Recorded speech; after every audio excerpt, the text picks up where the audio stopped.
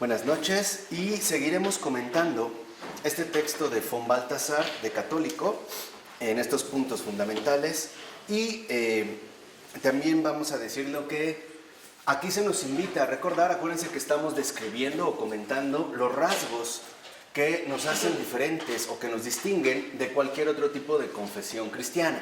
O sea, estamos hablando de lo católico, ¿no? En este sentido de la católica, o sea, esta, digamos, gracia especial que tenemos como que repasar para entender cuáles son tanto sus exigencias como, en este caso también, sus gracias.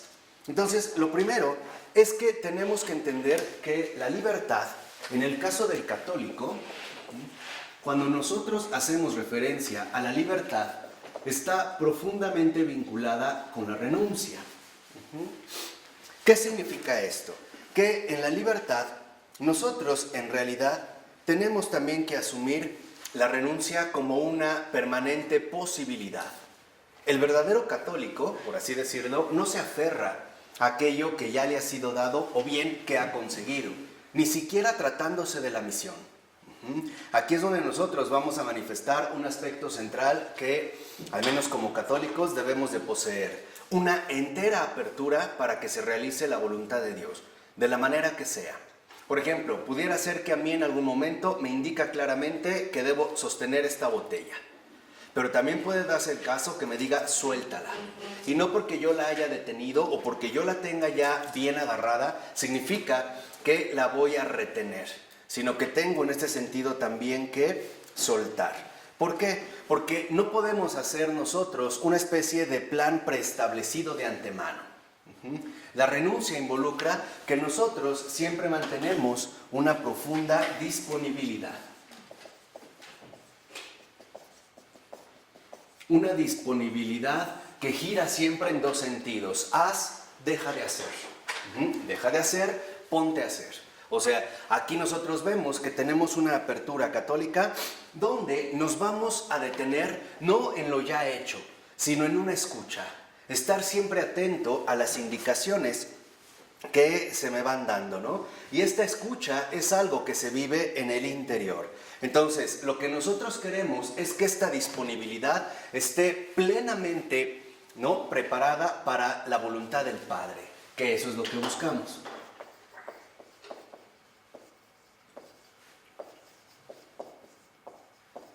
Nosotros lo vemos como en Jesús no solo se queda en una región. A veces decía, hay que ir o vamos a regresar. Los apóstoles, pero ¿cómo vas a regresar? Te va a ir mal. A veces decía, nos tenemos que ir, ¿no? Realizar esto, realizar aquello, dejar de hacer. O sea, tenemos que estar siempre en una disponibilidad profunda para que se lleve a cabo la voluntad del Padre. Entonces, en lo que vemos que consiste la libertad es una pura disponibilidad para con Dios.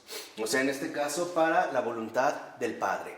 Porque aquí cada uno de nosotros tiene o posee una tendencia a aferrar aquello que de alguna manera le ha sido dado, sea lo que sea. Podemos hablar de esta tendencia a aferrar, por ejemplo, la familia que se nos otorgó, por pura gracia. Llámense padres, hijos, hermanos, amistades, etc. El hecho de que se me han dado, ¿no?, para mí se transforma en un es mío. Y entonces lo voy a tratar de conservar a toda costa. Aquí no, aquí se trata de que nuestra libertad sea una pura disponibilidad. Aceptar que lo que me ha sido dado no es mío. Me ha sido dado a mí para algo más, ¿no? En este caso, digamos, el propósito va a ser siempre mayor. Entonces vemos que la voluntad del Padre se define por dos aspectos principales: una llamada y una exigencia. Y esta es, digamos, la llamada a través de la cual se pone en marcha, ¿no?, la obediencia, y también una exigencia de no perder de vista esta disponibilidad. Entonces nosotros, como dice Balthasar, debemos de permanecer siempre universalmente formables como materia prima. O sea, necesitamos estar siempre dispuestos a que Dios realice las cosas como Él las quiere, no precisamente como yo disponga. Esto significa que entonces nosotros seguimos la obediencia kenótica del Hijo de Dios. O sea, justamente esta obediencia kenótica significa que nosotros vamos aceptando esta posibilidad abierta que no podemos prever o saber de antemano. Esto es lo que se va, digamos, o lo que va a caracterizar ante todo la vida de fe, ¿no? La vida de una fidelidad a esta voluntad, que yo no puedo conocer de antemano, sino que debo de ir pacientemente recibiendo, aquí se inicia la llamada, y también cumpliendo, y aquí está la exigencia. Y este cumplimiento, a veces es ejecución, y a veces también, en gran medida, involucrará una renuncia. Entonces, si esto lo vemos, vemos que en efecto se sigue de aquí, pues, que Jesús en este sentido es católico. ¿En qué sentido es católico? En el sentido de que Jesús asume una universalidad de disponibilidad. O sea, Jesús está absoluta y totalmente disponible a la voluntad del Padre. Incluso, por ejemplo, ha estado dispuesto a renunciar a su condición divina. Ha estado dispuesto a renunciar a cualquier tipo de comodidad. Recuerden estas frases de el Hijo del Hombre no tiene ni siquiera dónde reclinar la cabeza.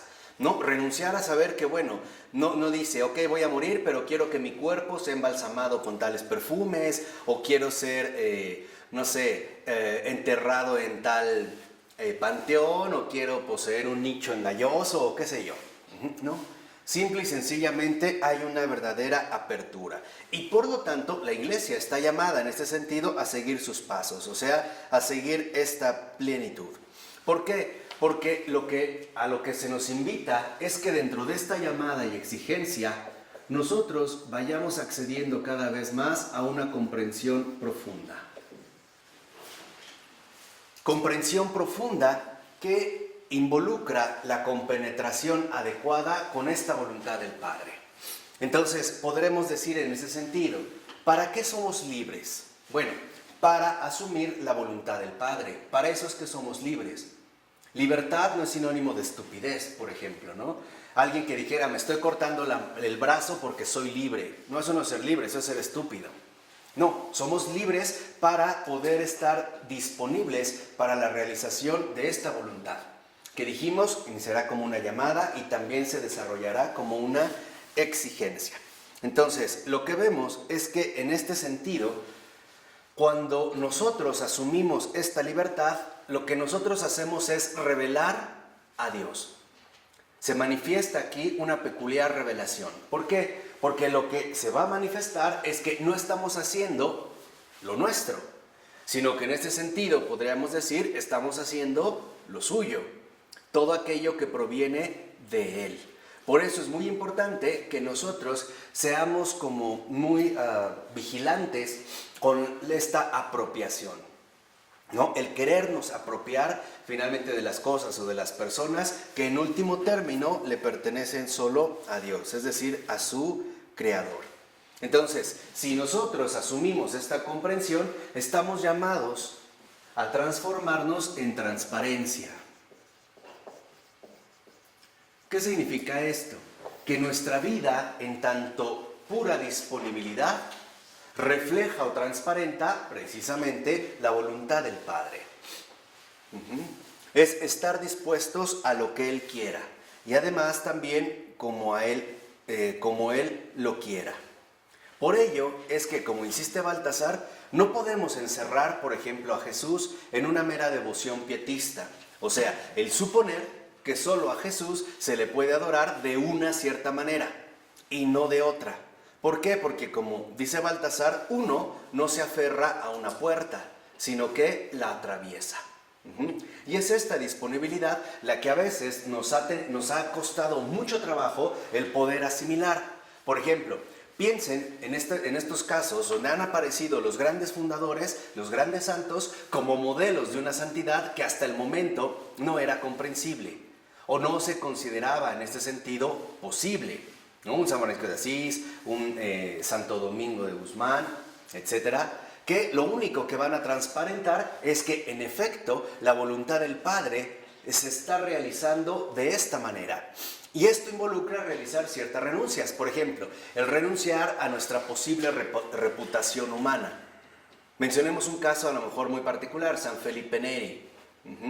Para San Felipe Neri, una de las cosas que quedaban claras es que la voluntad del Padre era que todos tuvieran acceso a Él, fuera donde fuera. Entonces, él, por ejemplo, de repente empezaba a comulgar, a confesar fuera de la parroquia. Y en su momento fue severamente criticado, ¿no? Fue como incluso amonestado o juzgado por realizar esta acción. Pero él no se echa para atrás precisamente porque va comprendiendo poco a poco que la exigencia que implica esta llamada involucra asumir el riesgo que trae consigo toda novedad y por lo tanto también toda incomprensión. No sé si me explico. O sea, la voluntad del Padre no es inmediatamente comprensible. Aquí vemos a un San Agustín que decía, si lo comprendes, no es Dios. Entonces, lo que vemos es que Jesús es el camino, no la parada. Si Jesús es camino, significa que entonces nosotros no debemos quedarnos detenidos o parados, sino que tenemos que caminar hacia Él. O sea, a lo que Él mencionó, a la casa de mi Padre que tiene muchas mansiones. Entonces, esta transparencia empezará a manifestar múltiples novedades.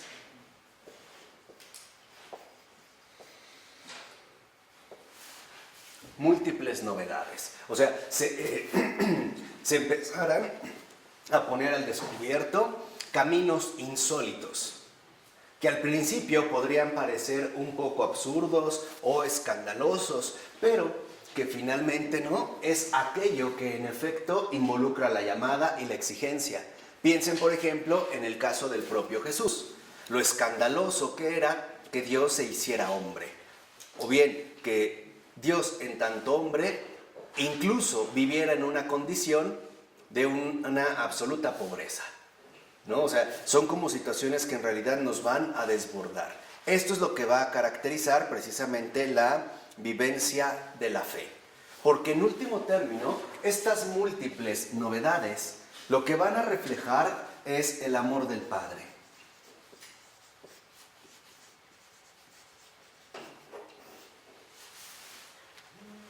Piensen quizá más actualmente en una Teresa de Calcuta que es llamada primero a ingresar a un convento de religiosas y una vez ya instalada, ahora tiene que renunciar a este ingreso, se tiene que renunciar a la orden y es enviada a una misión insólita, se tiene que ir a la India, a Calcuta.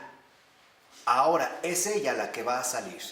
Fíjense este cambio, ya no se trata de que la gente venga al Señor, ahora se trata de que el Señor quiere llegar a la gente y además ¿a qué tipo de gente? A la gente más abandonada de todos, a la gente más despreciada, la más olvidada, ¿no? En este caso, digamos, la más necesitada precisamente de este amor. De tal manera que entonces el amor del Padre, que se transparenta de esta manera, se convierte ya en un nosotros. No es la obra que realiza alguien de manera aislada, sino que este nosotros es precisamente el testimonio vivo del Espíritu. Algo que es más entre tú y yo, que ya no es una cuestión de suma, ¿no? Sino que nos conduce a un estar juntos y un estar dentro. ¿Dentro de qué? Dentro de la obra misma de la Trinidad.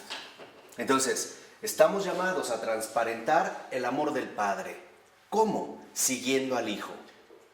Y en este seguimiento, permitiendo que el Espíritu manifieste precisamente esta voluntad, este nosotros, o sea, esta obra trinitaria, ¿no? La Trinidad.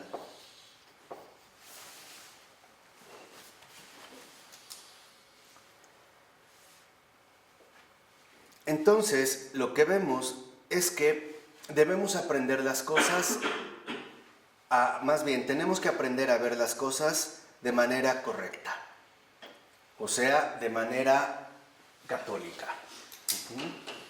Tenemos que entender que en la vida del católico el protagonista no es el hombre, el protagonista es la Trinidad, ¿no? Donde se revela el amor del Padre, en el seguimiento del Hijo y en la confirmación precisamente del Espíritu.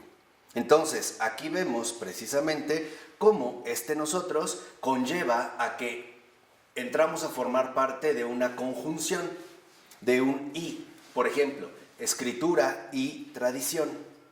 ¿Por qué? Porque lo que debemos de entender es que esta Trinidad es justamente el fundamento mismo de la catolicidad.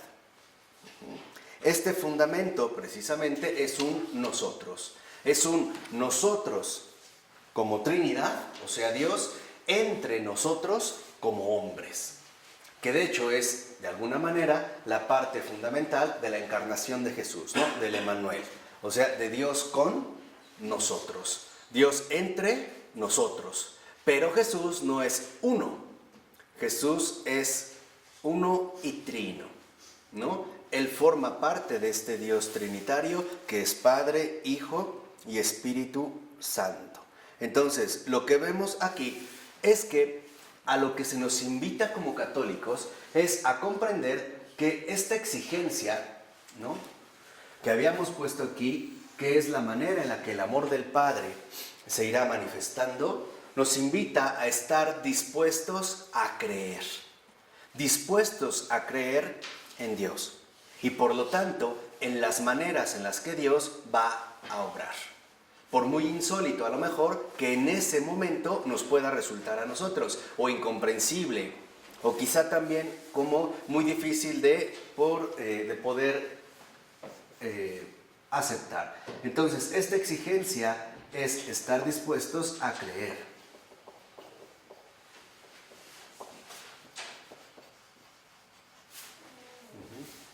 Esta disposición, en efecto, coincide entonces con esta disponibilidad fundamental cuya base está en esta renuncia.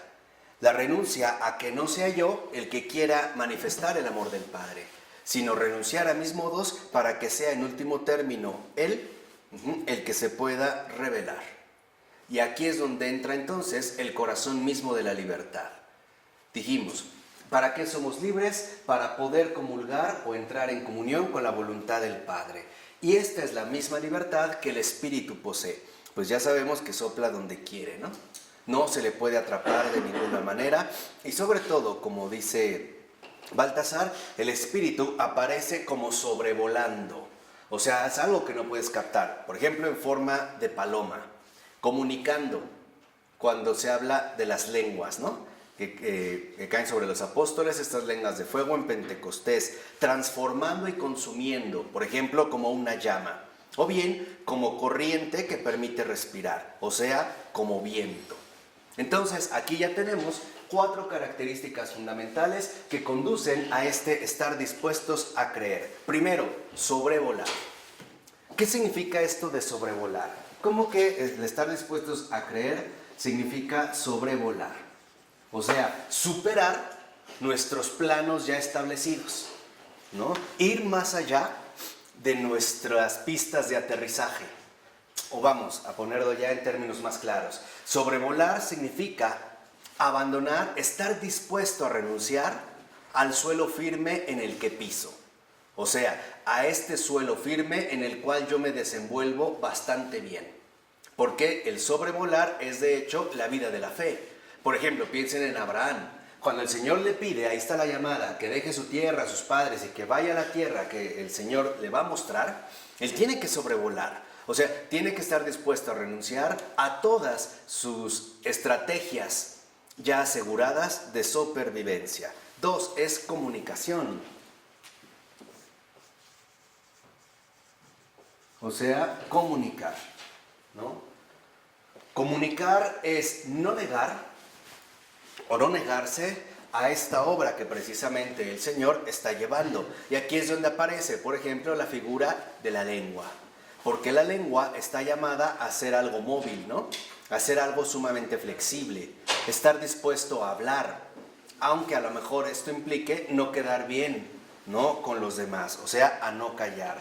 También es transformar.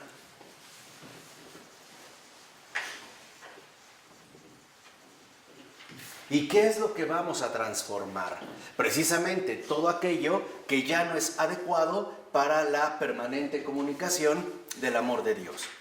Este transformar es lo que muchas veces se conoce también, por ejemplo, como renovación.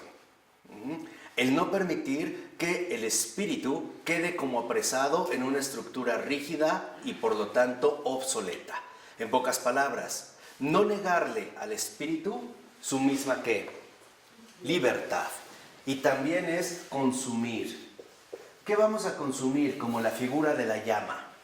Bueno, aquí lo vamos a ir poniendo, ¿no? Sobrevolar como la figura de la paloma. Por eso aparece el espíritu así, ¿no? Comunicar como lengua. Transformar y consumir como la llama.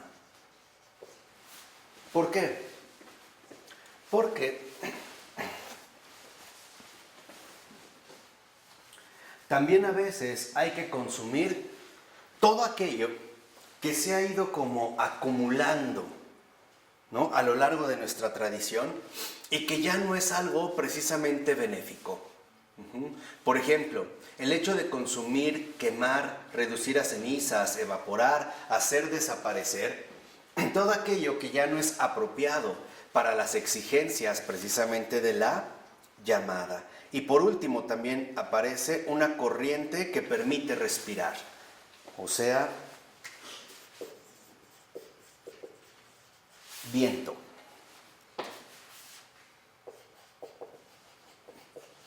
Es decir, dejar que este soplo vivificante llegue a donde tenga que llegar. Vamos a poner este último punto de la siguiente manera. Imagínense que de repente estamos en un cuarto, en una habitación, y ya está muy caldeada, o sea, ya está muy viciada. ¿Qué tenemos que hacer? Abrir ventanas, abrir puertas, para que entre una nueva, ¿qué? Corriente de aire. Y esta corriente de aire nos permita nuevamente respirar un aire renovado. ¿Sí queda claro? ¿No? Aquí es donde a veces incurrimos, por ejemplo, el peligro de hacer justo lo contrario. Por ejemplo, en lugar de sobrevolar, queremos siempre ir a paso seguro. En lugar de comunicar, nos quedamos callados. En lugar de transformar y consumir, nos quedamos aferrados a los cimientos dados. Y en lugar de respirar, sofocamos. En lugar de transmitir esta libertad del espíritu, tal parece que transmitiríamos o negaríamos precisamente esta situación. Entonces, tendríamos ver aquí que nosotros, siguiendo esta libertad, tenemos también que ser incondicionales, ¿no? Como el espíritu. Esta libertad es una libertad incondicional. O sea, esta comprensión profunda nos lleva a ser incondicionales. O sea, el hecho importante de no tratar de poner condiciones a la obra de Dios. Pongamos desde las condiciones más básicas, por ejemplo, si no se da de esta manera, entonces no. O al revés, si estas condiciones no se cumplen, entonces no. Como hoy pasa, por ejemplo, con estos grandes llamados erróneamente artistas, ¿no? De la música pop. Voy a dar un concierto, pero si no me tienen el agua mineralizada traída directamente de los Alpes franceses, no voy. Voy a dar una conferencia, pero si no se juntan 100 personas, no voy, etcétera, etcétera, etcétera, ¿no? Voy contigo, pero si no llevas carro, no te acompaño. No. O sea, aquí se trata de que esta incondicionalidad precisamente la asumamos como lo que es, la tarea libre del amor de Dios. Eso es lo que aquí precisamente en este sentido se busca. Que estemos nosotros en sintonía o en consonancia con esta tarea de libre amor de Dios. Y eso es lo que buscamos. La tarea del católico es fomentar siempre y conservar el mismo espíritu de libertad. Que esta tarea sea justamente la tarea de los hijos de Dios. Hijos que ante todo son libres, o mejor dicho, lo suficientemente libres como para cumplir la voluntad del Padre. Bien, entonces, en esta tarea de libre amor de Dios, debemos de comprender dos cosas. Primera, es algo inabarcable. ¿Por qué? Porque siempre, ¿no?, viene de más allá y va más allá de lo que yo mismo podría haber pensado e imaginado. Entonces, tenemos que darnos cuenta cómo en efecto esta tarea libre, la tarea de libre amor de Dios, involucra asumir con confianza esto inabarcable y reconocer que todo lo temporal, este es un aspecto muy importante, tiene su sitio dentro de la eternidad. Todo, o sea, cada acontecimiento temporal, es decir, cada acontecimiento que ocurre en este mundo creado, tiene su sitio dentro de la eternidad, que nosotros por el momento no podemos abarcar. Tratemos de ponerlo con una imagen literaria.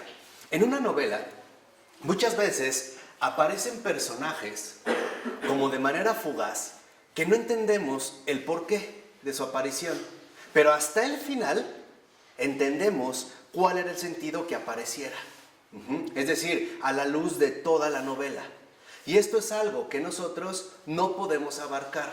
Por eso, por ejemplo, hoy no es nada raro que por no tener esta libertad, nos cuestionamos, a ver, ¿por qué pasó esto? ¿Qué sentido tiene? ¿Sí me explico? Desde situaciones a lo mejor más fuertes como ¿por qué murió un niño de 3 años de esta manera? ¿O por qué alguien recibió una violación? ¿O por qué no sé qué? Para nosotros es inabarcable porque todo esto tiene su sitio, pero en la eternidad. Entonces, necesitamos entender que lo que nosotros podemos captar es solo una especie de secuencia temporal. Y por más que queramos, habrá cosas que no podremos entender sino hasta el final de los tiempos, cuando ahora sí todas las cosas se manifiesten a la luz de la verdad. Y entonces comprenderemos el porqué a veces de estos movimientos, o como puede ocurrir con una sinfonía. En una sinfonía, por ejemplo, cada movimiento, cada instrumento, cada intervención es importante para la sinfonía en su conjunto. Incluso los silencios. Por ejemplo, a veces puede intervenir un violín y de repente tiene que salir de juego, ¿no? Para darle cabida a otra cosa. De tal manera que a lo mejor después el violín puede volver a entrar en escena, pero con otra intensidad. Y ahí vemos lo mismo, ¿no? Permanencia y renuncia. Es decir, en este sentido, libertad. Imagínense que en la sinfonía de repente empezaran todos los instrumentos y ninguno se diera. Todos quisieran siempre ir como sobresaliendo. Entonces, esto terminaría, en último término, en un verdadero caos, ¿no?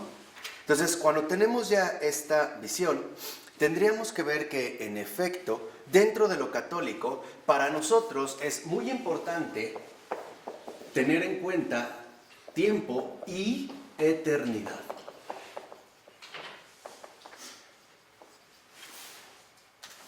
Y la única manera de poder vivir esta conjunción es a través de la fe. No hay otra manera, ¿eh? Por eso hay muchos que, por ejemplo, sucumben ante el peso de los acontecimientos temporales, ¿no? Los sienten como tan apabullantes, como tan agobiantes, que en efecto se ven como destrozados por lo que está ocurriendo aquí. Precisamente porque no han comprendido que todo lo que ocurre aquí tiene su sitio aquí. Es decir, a la luz del todo, a la luz de esta configuración amplia.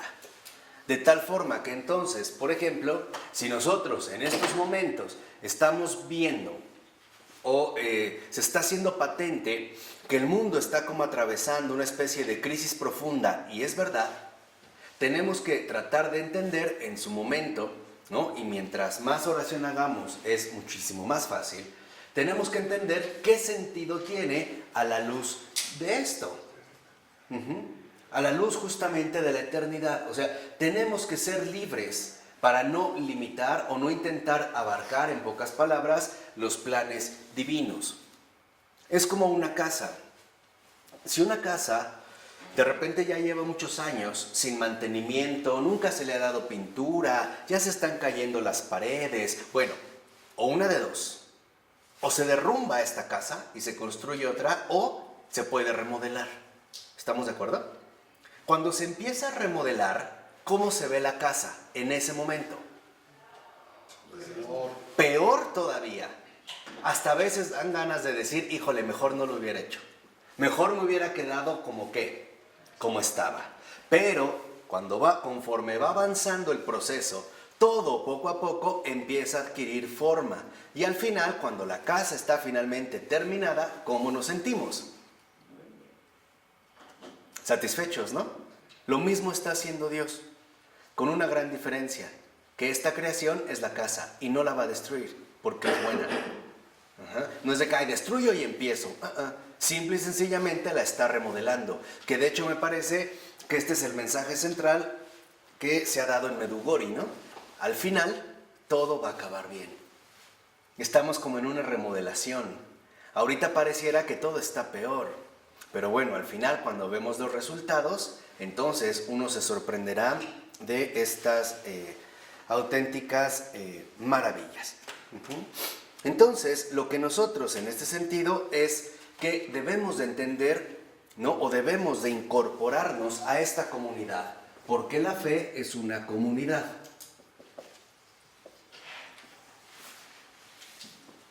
Es una comunidad que no empieza entre nosotros, sino que es ingresar a la comunidad trinitaria y de ahí irla extendiendo precisamente a esta comunidad que se refleja ya de manera muy concreta dentro de la iglesia, es decir, en la iglesia misma.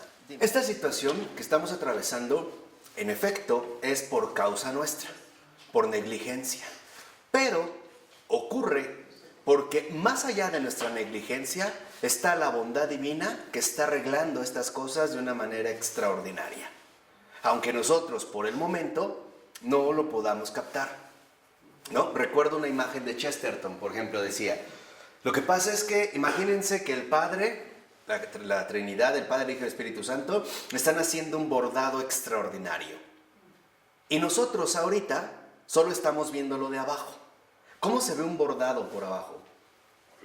Fatal, no sé si lo has visto, ¿no? Y los largos, cortos, no le encuentra figura. Dice, mientras nosotros estamos aterrados, el Padre está sonriendo.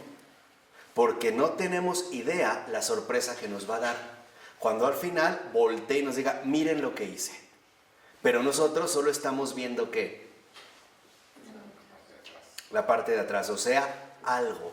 Entonces, aquí entra esta comunidad fundamental, en la cual la católica reconoce que en el tiempo o a través del tiempo sucede algo, pero en la eternidad está contenido todo. Este algo, como las piezas de un rompecabezas, solo tienen sentido a la luz del todo. Esto es lo que a nosotros también nos permite adquirir una auténtica comprensión católica, no solo como algo, sino el beneficio, digamos, o el sentido que encuentra a la luz de la eternidad. ¿Por qué hay que insistir tanto esto? Y acuérdense que nuestro Santo Padre Pavel Florensky nos lo dijo una y otra y otra y otra vez. Si algo hemos perdido en estos tiempos es la visión de la totalidad. Nos hemos vuelto extremadamente, ¿no?, reduccionistas. Solamente nos conformamos con lo que tenemos acceso. Es decir, ¿con qué? Con algo. Y al perder de vista el todo, entonces quiere decir que no estamos realmente viviendo una adecuada fe. Por lo tanto, no estamos en verdadera comunión con la verdad. Esta es una de las dificultades que en efecto nosotros necesitamos realizar. Por ejemplo, todo lo que ocurre aquí en la tierra es algo cuyo sentido se encuentra a la luz del ¿qué? Del todo. Habrá cosas que en su momento podremos entender por qué, pero habrá cosas que solo quedarán absolutamente claras hasta el final. ¿Qué nos mantiene? ¿Qué es lo que realmente nos puede mantener a conservar esta contemplación? La fe. Por eso el católico no se escandaliza por algo. No sé si me explico. Por eso el católico tampoco se inquieta o se perturba fácilmente por algo, solo algo que está sucediendo. Ejemplo, cuando se desproporcionó esta cuestión de la pederastia en los sacerdotes. Entonces muchos se quedan con este algo, lo absolutizan y al perder de vista el todo, en efecto, ¿qué es lo primero que se va a quebrar? Su fe. Y hoy lo hemos visto, ¿o no?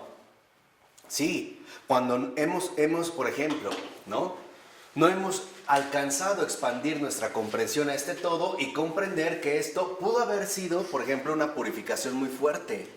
pero también tiene un sentido profundo y es muy benéfico. Esto pone al descubierto quién realmente tiene vocación de sacerdote y quién no. Y el Señor nos lo dijo, por sus obras los conoceréis. Además, era una manera clara de hacer un llamado fuerte al sacerdocio. ¿Por qué? Porque ahora el sacerdocio ha quedado duramente desprestigiado, ¿sí o no? Y los que ahora son sacerdotes tienen que ser santos, o no son más que juguetes. Seamos sinceros, o sea, para que vean lo que se requiere. Ahora, seamos en este sentido también coherentes en esta visión global, católica. A grandes males, grandes remedios. A males radicales, remedios ¿qué? Radicales. Una herida en un dedo, poquito, mertiolate. A lo mejor una gangrena en el pie, amputación. Va en este sentido equilibrado. Y algo también ha ocurrido. A partir de esta purificación fuerte en el sacerdocio, muchos se han puesto las pilas y se han enmendado. Y se han dado cuenta que tenían tibieza y que estaban fallando en esto y aquello. Entonces, esto los obliga incluso a volver a despertar, ¿no? en esta tarea de libre amor de Dios. Entonces, lo que tenemos que ver es que nosotros estamos llamados a estar por encima de estas visiones parciales, de estas visiones enteramente, minimizadas, ¿no? Descontextualizadas. Porque para nosotros, nuestro verdadero contexto no es la historia, es la eternidad. En pocas palabras, para nosotros, el contexto fundamental que nos abre el horizonte es la redención, no el transcurrir del tiempo. Se irá viendo en su momento, ¿no? La manera en la que se van como acomodando todas las cosas. Entonces, este es el punto. Y esto nos lleva a ver la otra cara. Así como el algo tiene solo sentido a través del todo, ahora comprendemos que el todo se va a ir manifestando poco a poco a través de ¿qué? De algo, a través de ciertos acontecimientos. Porque este todo, como lo mencionamos hace un momento, es la redención. Pero esta redención no llega como por obra de magia o por una varita mágica. Esta redención se va realizando gradualmente en el tiempo a partir de estos acontecimientos que se van sucediendo gradualmente, tanto macro como micro. Por ejemplo, desde las cuestiones meramente histórico-sociales, ¿no? De grandes ligas, por ejemplo, los acontecimientos históricos relevantes, hasta los sucesos ordinarios de la vida de cualquier hombre. Todo está precisamente encaminado. ¿Por qué? Porque ambos se corresponden. El todo se manifiesta en el fragmento. Y el fragmento, precisamente, ¿no? Expone, digamos, su lugar en el qué. En el todo. Es como los mosaicos, ¿no? Una pieza suelta no nos dice absolutamente qué. Nada. Pero en su lugar correcto en el mosaico, con la imagen completa del mosaico, entendemos que esta pieza era importante o no. Sí, lo vemos en la dentadura. La falta de un diente se nota. Con uno, Con uno que falte es muy notorio. Cuando están juntos, aunque estén chuecos, no se nota, porque están formando un conjunto. Entonces, lo que nosotros estamos llamados a hacer es superar precisamente estas parcializaciones, ¿no? Estas, digamos, como reducciones. Entonces, lo que vemos es que, en efecto, ¿no? Jesús de Nazaret lo que hace es hacer que coincidan ambos aspectos. Es en él donde el todo se ha revelado como algo, por ejemplo, un hombre. Y donde este algo, un hombre, ha revelado al todo, al Padre. Entonces, tendríamos nosotros la redención y este algo que nos va mostrando al mundo y por lo tanto el recorrido que el mundo entero está realizando poco a poco, es decir, de manera gradual. Entonces, lo que vemos es que en efecto, ¿no? Jesús es la única integración absoluta entre el todo y el fragmento, entre Dios y el mundo. Ahí está esta integración. Solo en Él acude. Por ejemplo, pensemos en estas palabras de este atrevido hombre de Nazaret que nadie más ha repetido. Alguien que dijera, yo soy la verdad. Nadie. Muchos podrán decirnos, les voy a decir la verdad, se las voy a comentar, a transmitir, pero nadie se lo ha tomado personal, decir, yo soy. O nadie ha dicho, quien me ve a mí, ve al Padre. El que come mi cuerpo y el que bebe mi sangre. Ahí está precisamente esta recapitulación, esta I. ¿Por qué? Porque entonces lo que vemos es que en el Hijo esta integración, ¿no? La fe, vamos a decirlo así, la fe en tanto integración y esta fe que corresponde con la encarnación,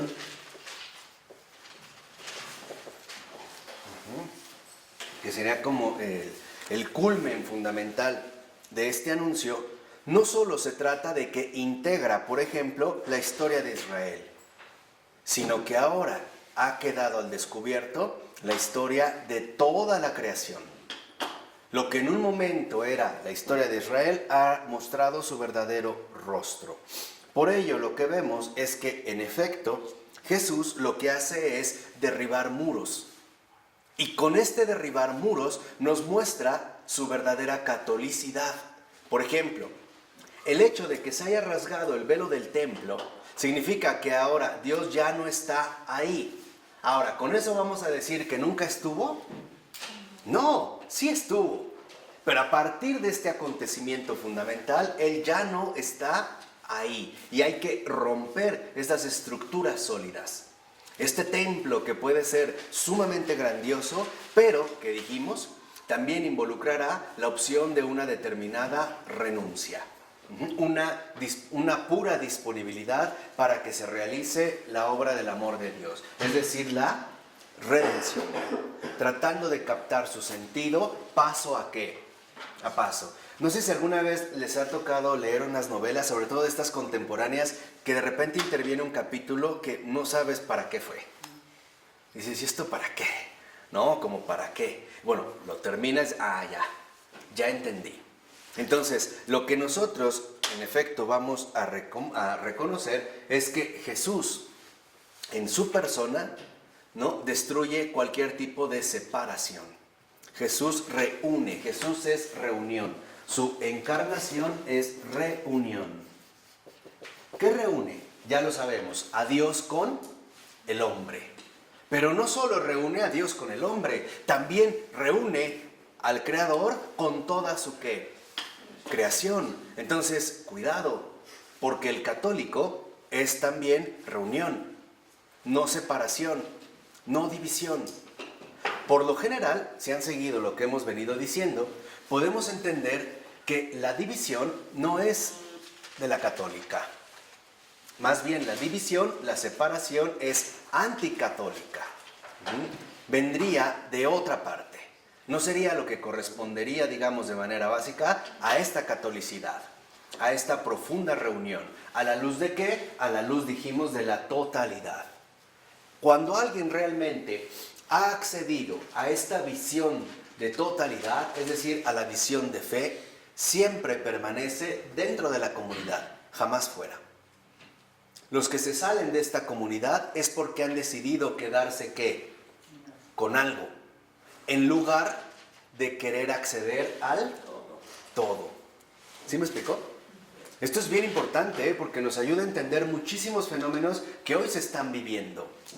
Por ejemplo, los que dicen, Cristo sí, iglesia no. O de la iglesia esto sí, pero esto no. Tal y tal. O sea, es renunciar al todo a favor de ¿qué? De algo. Y acuérdense, este algo forma parte del ¿qué? Del mundo. Entonces, cuidado, porque de fondo lo que vemos es que se renuncia a la redención a favor del mundo, aquí y ahora. Y con ello se deja de lado el para siempre. Apliquen esto que acabamos de decir a un montón de cosas que hoy se están viviendo y comprenderemos cuál es la desviación fundamental que se vive. Ahí es cuando la fe ¿no? Literalmente se desvía de su camino. Entonces, si se derriban estas separaciones, ahora sí podemos hablar finalmente de una plenitud. Y esto es también lo que nosotros hemos perdido de vista en estos tiempos. Esta reunión nos lleva a comprender la plenitud de todas las cosas, cuyo sentido, lo dijimos hace un momento, nos resulta a nosotros humanamente inabarcable. Pero por eso es que nosotros vamos a asumir ahora una vivencia profunda, integral, a partir de la fe, a partir precisamente de esta conjunción. Y cuando esto finalmente se llega a la plenitud, entonces ahora también pasaremos al cumplimiento.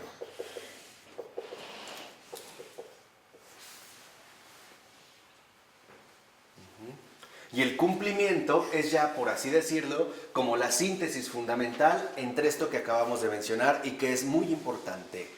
Es como si ahorita te preguntaran, lo vamos a poner de esta manera, ¿qué prefieres? ¿Algo aquí o todo allá?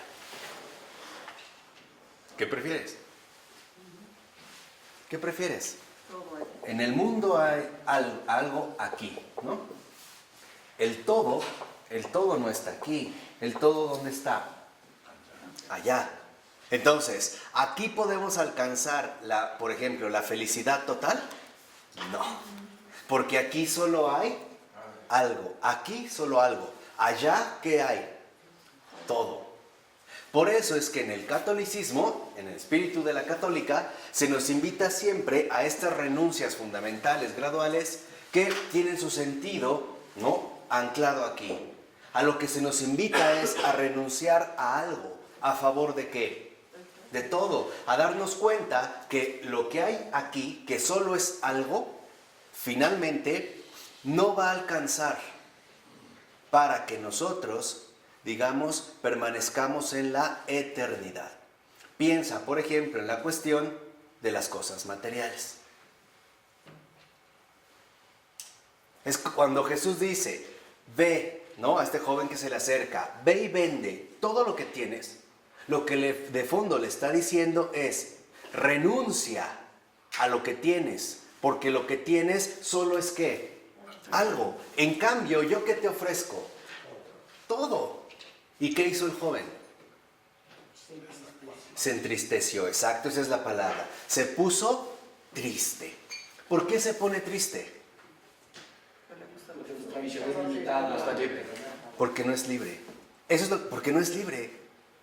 No es libre. Y como no es libre, no puede acceder a una auténtica vida de fe. Por eso vemos cómo no sigue a Jesús. Fíjense, es decir, se queda ahora excluido por sí mismo de la ¿qué? De la comunidad. O sea, se hace a un lado. Por eso San Agustín tenía una intuición profunda de esto cuando decía, por ejemplo, ¿no?, que no te preocupe la muerte, preocúpate por lo que viene después. Ahí sí ya es una cuestión de todo o qué, o nada. Ahí sí, ahí ya la decisión es absoluta, o todo o nada. En cambio aquí no, porque aquí solo se trata de algo. Nosotros, humanamente, tendemos a querer solo algo y a perder de vista fácilmente el todo. Piensa en la tentación de Eva y Adán. ¿Qué se les ofreció? No. Solo algo. A través de algo, ¿no? Con esta que sea San Bernardo, con esto le ofrece algo. Si tú muerdes esto, comes esto, lo que quieras, seréis como dioses, bla, bla, bla. Pero es a través solo de ¿qué? De algo. Y con esto, ¿qué les quitó? Todo el paraíso. Esa es la expulsión del paraíso. Que hoy en día nosotros, de alguna manera, también seguimos repitiendo. Pongamos un ejemplo muy sencillo. Adquiriste algo. Va a sonar ridículo, pero para que vean a los grados que hemos llegado. Adquirí mi pantalla de 100 pulgadas, Ultra HD 4K. Y por quedarme en algo, aquí ya no voy a misa el domingo. Ya no. Me invitaron a una comida, a una fiesta, solo algo aquí en el mundo. Chin, ya el todo ya quedó como ¿qué? Como relegado, ¿no? Me empiezo a desviar particularmente de la redención. Entonces, lo que nosotros debemos de cuidar mucho es no confundir las cosas, no confundir los medios, porque el mundo del algo y el aquí solo es un medio. Son medios. Son medios. En cambio, la redención es un fin. Hoy nosotros lo que hacemos es invertir las cosas. Hoy suponemos que los medios son fines. Y vivimos lo que Charles Taylor menciona, el fetichismo de los medios. Por ejemplo, hay muchísimas personas hoy en día en el mundo que toda su vida la dedican a obtener algo. Por ejemplo, una casa, un coche, un viaje, ir a un concierto, conocer a un artista, operarse el cuerpo, etc. Y a cambio de algo, terminan perdiendo el qué. El todo. Piensa hasta en la cuestión de la dignidad humana. ¿A qué grado hemos llegado? Donde hay personas que, con tal de obtener algo de dinero, porque así sean millones, solo es algo, algo de dinero, como en el caso de México, tristemente, los sicarios, ¿no? Con tal de 1,000, 2,000, 3,000 pesos, solo algo, pierden de vista el qué, el todo. Y entonces terminan siendo asesinos. ¿Sí se entiende esta dinámica que hoy en día se vive? Entonces, lo que no debemos de perder de vista es que todo lo que hay aquí es algo. Algo. Y como son algo para aquí, quiere decir que este algo, estas cosas, estas circunstancias del mundo, son medios que nos ayudan ya desde aquí para llegar directamente ¿a dónde? Allá. Primer punto fundamental. Todo lo que aquí tienes, ese montón de algos que aquí tienes, tienen un propósito. Este propósito es que se pongan en consonancia, entren en comunidad con el todo. O sea, que lo que aquí posees esté al servicio de allá, de la redención. Si este algo, este algo y aquí, te desvía de allá, ¿qué es lo mejor? Córtalo. Déjalo. Ahora, seamos sinceros. Para nosotros es muy difícil dejar esto. ¿Por qué? Porque es muy fácil de apresar. Nosotros sí podemos cubrir algo, aferrarnos a algo. Pero cuando nos dirigimos al todo, perdemos el control. ¿Qué quiere decir? Que tenemos que empezar a llevar una vida ¿de qué? De fe y por lo tanto de integración. Ahora entendemos esta frase de Jesús. Qué difícil le será a un rico entrar al reino de los cielos. ¿Por qué? No es por tener dinero, Exacto, no es por tener dinero, ese no es el problema. Porque la riqueza tiende siempre a volverse posesivo con esto. A quedarse detenido en los ¿qué? En los medios. A quedarse aferrado a lo que tiene que aquí, olvidándose por completo de él allá. Entonces se desvía, se pierde en los medios, incurriendo en un extravío que lo conduce a perder finalmente el ¿qué? El fin. Entonces, esto es, digamos, también la comprensión católica de los medios y los fines, del todo y el algo, del mundo y la redención. Lo que dijimos hace un momento, del tiempo y la ¿qué? Y la eternidad. Esta es, digamos, la reunión fundamental que en tanto católicos asumimos, la plenitud a lo que queremos llegar y por lo tanto también el cumplimiento al que nosotros debemos dirigir absolutamente toda nuestra existencia. Por eso no está mal, simplemente como un criterio católico de vida, distinguir muy bien entre lo necesario y lo superfluo. Esta es una característica que hoy en día a lo mejor a nosotros nos suena un poco extraño. ¿Por qué? Porque como nos enseñó en su momento Jean Vanier, Hoy en día nos llenamos de cosas superfluas que nos hacen pasar como absolutamente necesarias. ¿Por qué? Por el simple hecho de que es algo nuevo, ¿no? Puede salir un nuevo equipo electrónico, tecnológico y lo queremos, pero lo queremos por su novedad, no realmente por el funcionamiento que va a adquirir. Muchos cuando salieron las tablets o el iPad querían su tablet o su iPad para estar jugando Lo que sea. Candy Crush, pero antes de unos monitos. El Angry Bird, ¿no? De esos que estirabas y rompías, y pajaritos, y a eso se dedicó. La mía no tiene eso. ¿No? Hasta que un momento en el que dijeron, bueno, y finalmente todo esto para ¿qué? Entonces, por ello no es casual que, en efecto, no perdamos de vista lo que dice Baltasar. El fenómeno originario es el todo, no algo. El fenómeno fundamental es el todo. Entonces, nosotros jamás, por ningún motivo, debemos de perder de vista el todo. Cuando nosotros perdemos de vista el todo, entonces nos vamos a quedar extraviados en el mundo de los medios. Nos vamos a quedar perdidos, desorientados en el aquí, que solo nos ofrece en último término algo. Por eso lo que nosotros requerimos es marchar siempre en esta reunión a la que Jesús nos ha convocado. Es decir, Cristo junto con su iglesia. Cristo e iglesia. De manera precisamente conjunta, ¿no? De manera plena. ¿Ok? ¿Sí?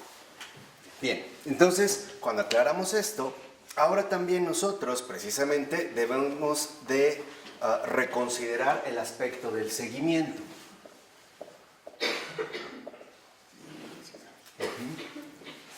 Jesús no parte de cero. Jesús, digamos, entra también en una dinámica de una continuidad, ¿no? Dice, yo no he venido a anular la ley, sino a cumplirla. Ahí entra otra vez la cuestión del cumplimiento. Entonces, lo que vemos es que Jesús también entra en esta dinámica del seguimiento, ¿no? Al que le habían precedido precisamente los enviados de Dios al pueblo de Israel. En este caso, precisamente a los profetas. Pero en este seguimiento, fíjense bien, y esto es algo que debemos de entender y es lo que nos distingue de cualquier otra confesión cristiana, es que este seguimiento, lo mismo que se dio con los profetas, y que es algo que también va a asumir Jesús, es que involucra rechazo y sufrimiento.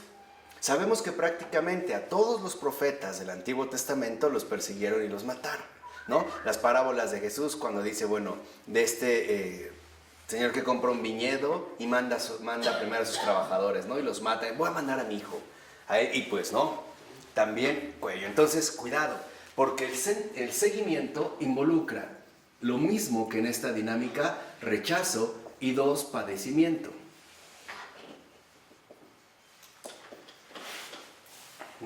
Jesús no va a romper, digamos, con esta dinámica. Al contrario, la va a llevar precisamente a su plenitud. ¿Y por qué? Porque en efecto, para Jesús, lo importante es seguir, ¿no? Adelante hasta el final con la voluntad del Padre. Jesús ingresa, digamos, en esta misma dinámica y va en el mismo molde. Lo mismo que los profetas habían sido perseguidos, lo mismo que Jesús. Lo mismo que, por ejemplo, a otros profetas los habían querido matar, como Daniel, ¿no? Metiéndolo a este foso con leones, etc. Lo mismo a Jesús, ¿cuántas veces no lo quisieron despeñar, ¿no? O matar, antes incluso de llegar a la cruz, ¿no? Entonces, la diferencia es que en Jesús, por ejemplo, ¿no? Cuando Él asume o acepta el padecimiento total, es decir, la cruz,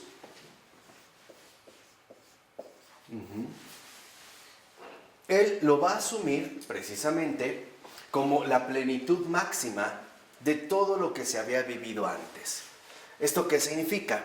Que entonces Jesús no solo asume los pecados de todos, que eso ya lo sabemos, ahí, digamos, asume nuestros pecados, sino que además, fíjense, también va a asumir todos los intentos más o menos logrados o fallidos de andar el camino de la misión divina. O sea, en la cruz Jesús también asume todas nuestras imperfecciones.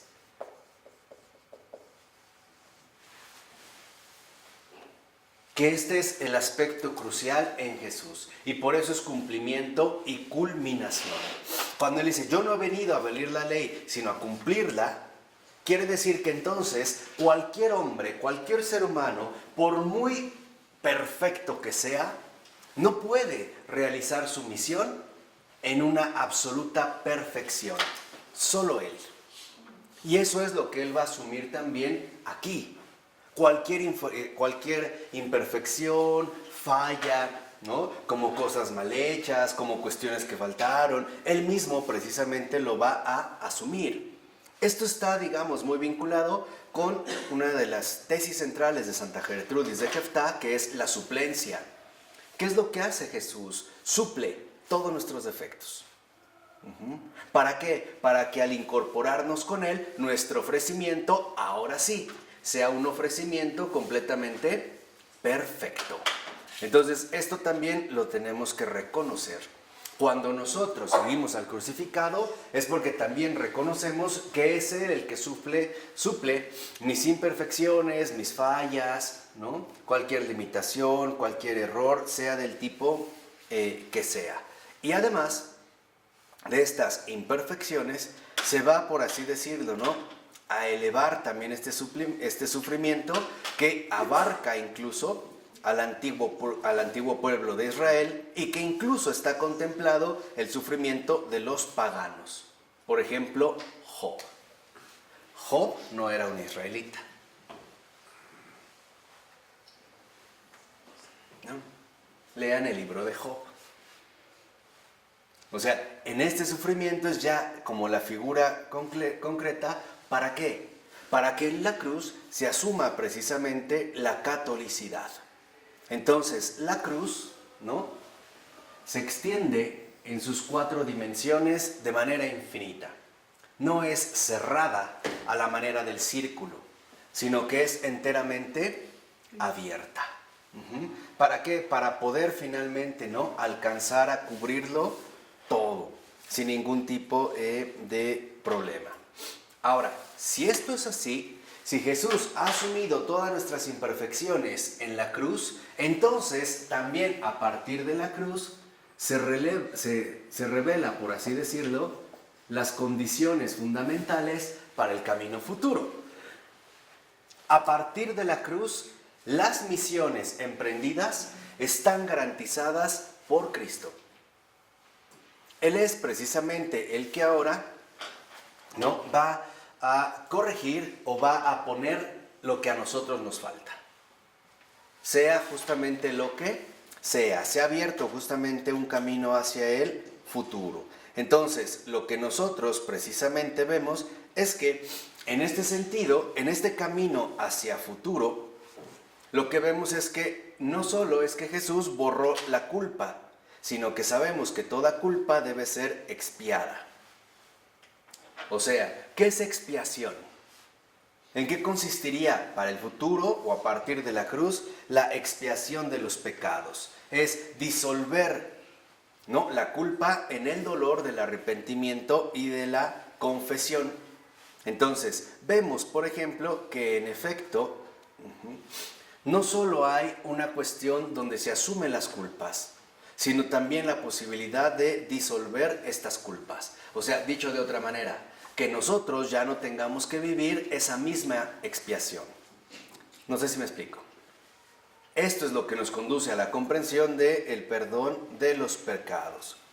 Entonces, si esto es así, lo que vemos es que en este sentido, Jesús está como formando una especie de fraternidad. ¿Una fraternidad en dónde? ¿O a partir de qué? A partir de la imperfección y por lo tanto una fraternidad en la debilidad. Porque podríamos decir Jesús forma esta fraternidad en la debilidad porque a todos nos ha puesto algo. A todos. A todos nos ha suplido con algo. A todos nos ha dado algo que a nosotros nos faltaba. En todos los sentidos. Y muy en particular en el sentido del cumplimiento de la misión, ¿no? Ahí es donde, en efecto, se busca que entonces esta suplencia de Jesús nos conduzca a la paz. Al reconocer que en último término, nosotros, todos, somos deudores de Él. Todos. Es tanto como decir que Jesús es el único que le ha dado algo a todo el mundo, ¿eh?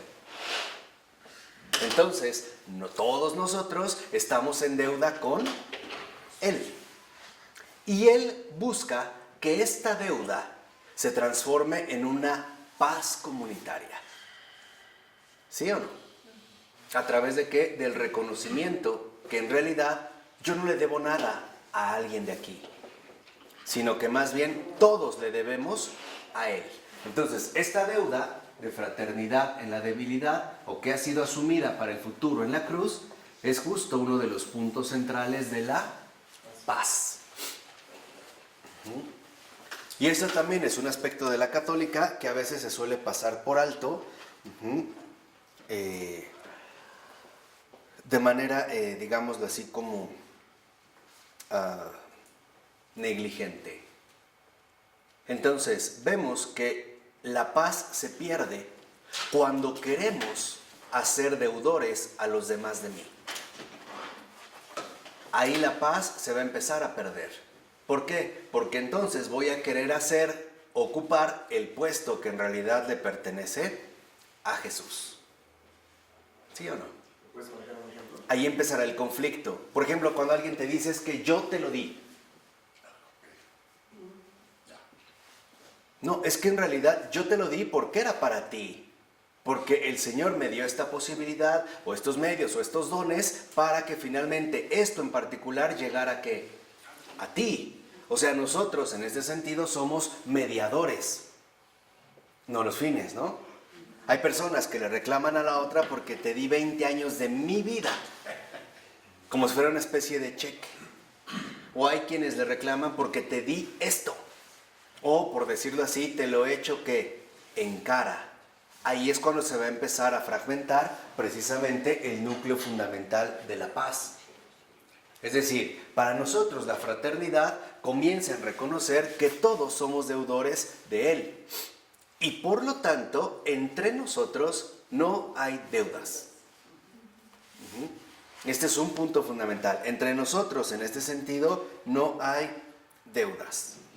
Esto nos lleva a ir más allá de nosotros mismos. Reconocer que en último término, y eso es curioso, lo hablábamos en la mañana, ¿no? La justicia consiste en que el otro reciba todo lo que Dios quiere darle. Esa es la justicia. Lo justo es que el otro reciba todo lo que Dios quiere ¿qué? Darle. Esa es la justicia. La injusticia comienza cuando nosotros nos oponemos.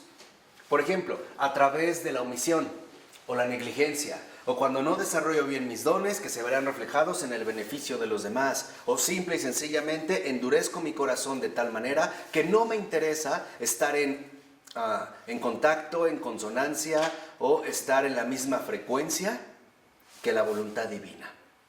Entonces yo, en lugar de asumir la continuidad del seguimiento, asumo justo lo contrario y ahora me voy a presentar como bloqueo, como, digámoslo así, un rebelde, como un opositor. Entonces el seguimiento es dar continuidad. ¿Estamos o no? Unidad. Y este dar continuidad se opone este dar continuidad es justo lo contrario de el romper la continuidad, es decir, la oposición.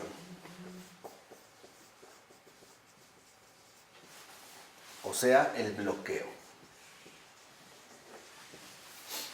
piensa tan sencillo cuando alguien te pide que hagas algo por los demás o por alguien y lo primero que respondes es ¿yo por qué? ¿Y yo por qué? Que lo haga ¿qué? Otro. Que lo haga él o a mí no me toca. Ahí empiezan los bloqueos. Y buscaremos, digamos, como razones astutas para evadir finalmente nuestra propia oposición, ¿no? Nuestra falta de continuidad, o sea, nuestra falta finalmente también de seguimiento. Entonces, lo que vemos en este sentido es que este seguimiento nos lleva a mantener la secuencia de imitación que Jesús ha realizado también. O sea, mantener, ¿no?, por así decirlo, el espíritu cristiano. Y no manejar una postura más bien anticristiana. Para nosotros es como muy fácil siempre evadir las cosas, ¿no? Yo por qué, hazlo tú. O yo por qué, dile a él. Piensa, por ejemplo, en dos hermanos, cuando el papá le da una indicación, haz esto, y el hermano, ay, ¿por qué no le dices a él? ¿Que lo haga quién? Él. ¿Yo por qué? Esto nos va llevando poco a poco a romper precisamente con esta continuidad. Un compromiso. Sí. O sea, con este compromiso de seguimiento. Entonces, lo que vemos es que estamos llamados a ingresar en la interioridad de Jesús.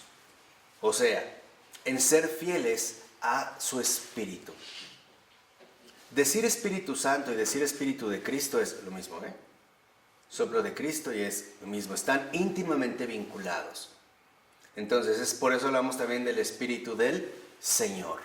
Entonces, ¿qué es lo que nosotros debemos conservar de esta manera? ¿Cómo realmente se logra mantener la paz que ha brotado de la cruz?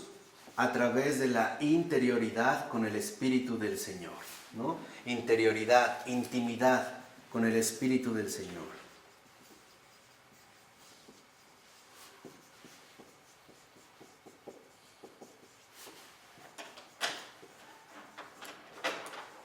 Porque necesita la vida espiritual para seguir. Sí, claro. Por eso es que lo vemos como el propio Jesús nos dice, ¿no? He aquí que los envío como ovejas entre lobos. Y es cierto, o sea, el Señor es la verdad, el Señor no miente. Justo en este envío, la interioridad nos lleva a considerar que estamos llamados finalmente a realizar la voluntad del Padre, sin ningún tipo particular de ¿qué?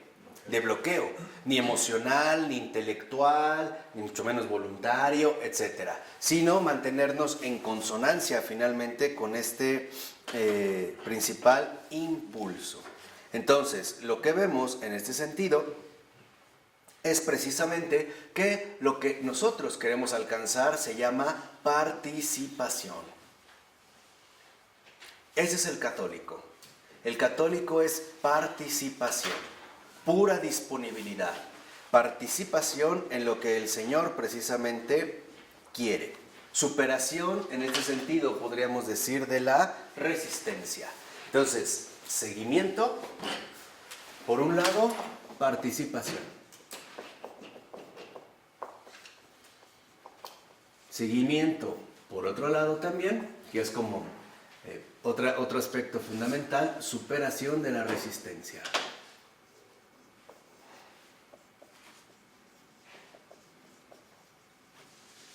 ¿No?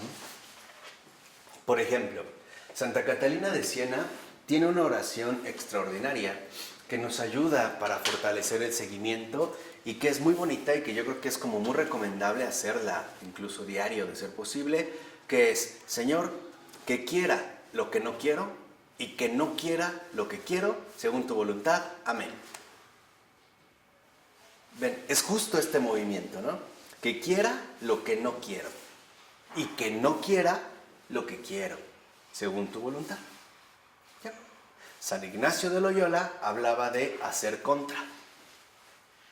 Por ejemplo, quiero ofender a tal persona. Ah, ya detecté que quiero, pues ahora ¿qué? No quiero. Al revés, hoy no quiero hacer el desayuno. Ah, no quiero. Ah, entonces ahora ¿qué? Lo hago. ¿Por qué? Porque en efecto esta participación, esta superación de la resistencia también requiere disciplina, requiere vigilancia, requiere atención, requiere finalmente en este sentido una profunda vida de oración. Entonces vemos en este sentido cómo de lo que se trata es de realizar un servicio mutuo. ¿A qué nos va a conducir la participación y la superación de resistencia? Al servicio. Servicio. Sí está bien escrito, ¿verdad? Sí. ¿Y qué nos dijo Jesús? Yo no vine a ser servido. Yo he venido ¿a qué? A servir. Ahí es donde entra el punto central. ¿Nosotros realmente lo seguimos en el servicio o no? ¿Dónde se va a notar? ¿O dónde podemos empezar a discernir si realmente estamos en seguimiento como católicos o no? ¿Qué tanto bien han recibido las demás almas a través de nosotros?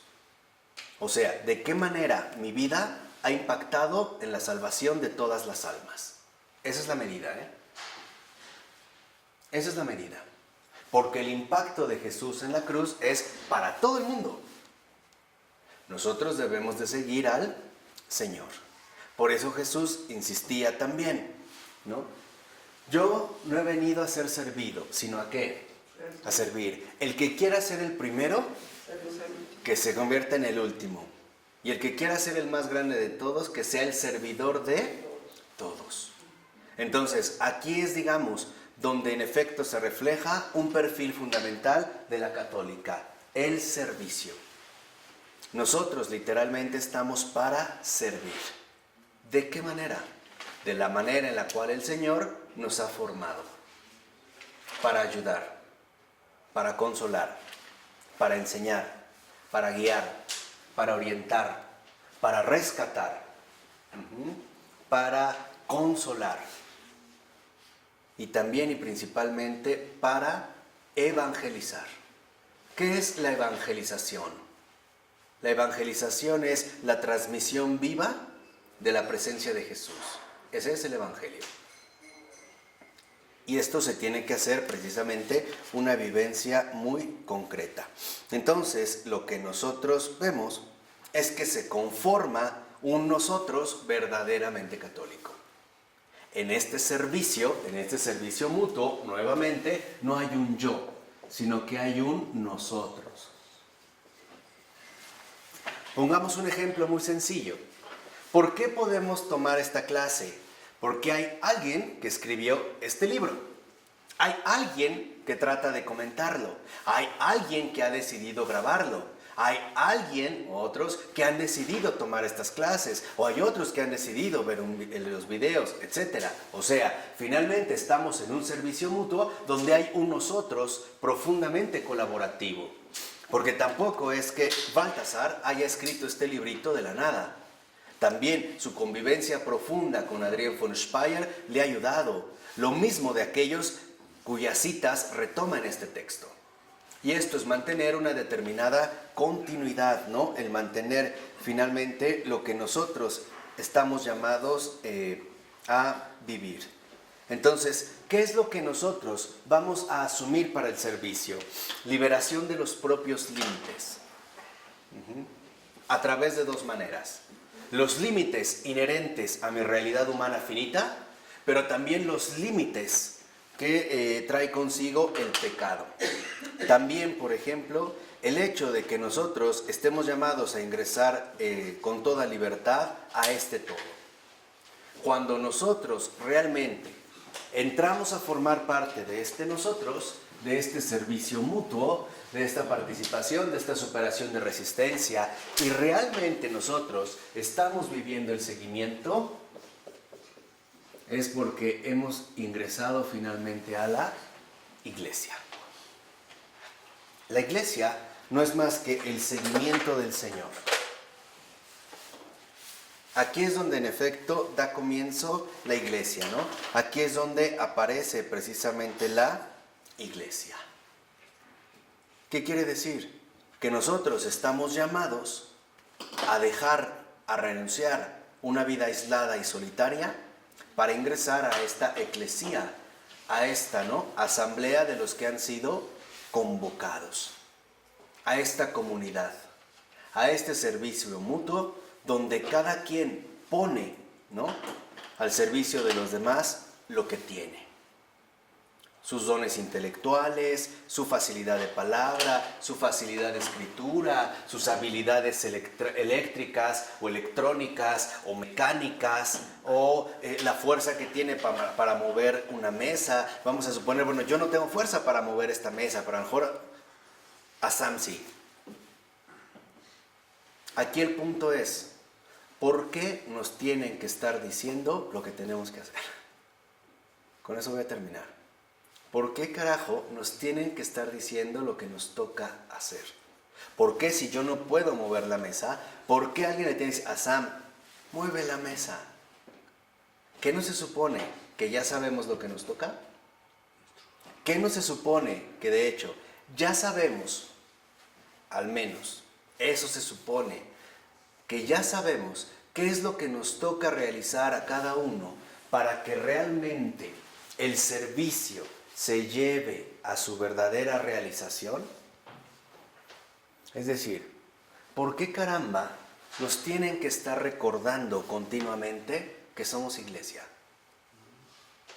Y aparte recordándonos continuamente lo que a cada uno de nosotros nos corresponde hacer. Que ese es uno de los problemas fundamentales de la iglesia contemporánea. La negligencia. ¿Saben yo cómo lo veo? Imaginen que el Papa Francisco es el gran director de una orquesta. De hecho lo es. Pero lo vamos a hacer en esta imagen. Está toda su orquesta y de repente nos dice, oye, tú tocas el violín, ¿no? ¿Y a qué hora entras? Oye, el triángulo, el piano. ¿Qué no estás tú en el piano? Oye, y a ver las percusiones. Oye, tú eres el contrabajo. A ver esos chelos, a ver esos vientos de atrás, a ver otra vez. O sea, diciéndonos lo que se supone ya sabemos. ¿Por qué nos tienen que estar como empujando para hacer lo que de hecho nos toca?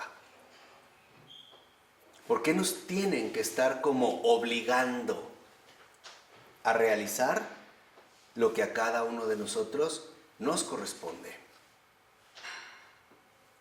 ¿Por qué? Cuando recapacitemos en esta pregunta, la iglesia volverá nuevamente a su dinámica de gracia. Y el seguimiento, como lo ha hecho, a pesar de todo, a lo largo de más de 2000 años, seguirá adelante. En nombre del Padre, del Hijo y del Espíritu Santo. Amén.